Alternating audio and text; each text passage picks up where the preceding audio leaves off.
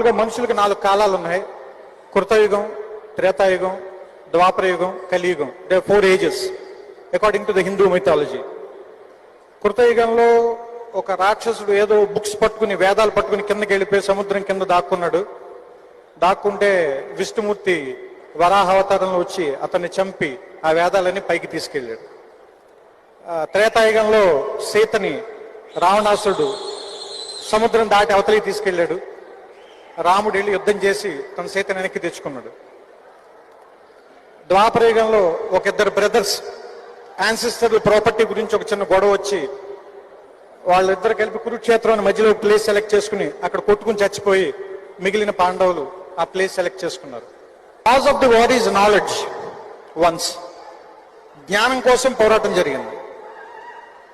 త్రేతాయుగం వచ్చేసరికి cause of the war కొంచెం తగ్గింది. ఒక అమ్మాయి, సీత అని ఒక అమ్మాయి కోసం కొట్టుకున్నారు. థర్డ్ ద్వాపరయుగం వచ్చేసరికి కాజ్ ఆఫ్ ది వార్ ఇంకా చీప్ అయింది. ఒక ల్యాండ్ గురించి కొట్టుకున్నారు. ఇప్పుడు కలియుగంలో కాజ్ ఆఫ్ ది వార్ ఏంటి? దేని గురించి కొట్టుకుంటాం? కలర్తో ఉన్న ఒక నోటు గురించి కొట్టుకుంటాం. దాన్ని కొంతమంది రూపాయి అంటారు, కొంతమంది డాలర్ అంటారు, కొంతమంది రెన్మిన్బే అంటారు. సో అలాగే వార్ జరిగే ప్లేస్ ఒకప్పుడు ఎక్కడి నుంచో కింద సముద్రంలోకి వెళ్ళి కొట్టుకున్నారు.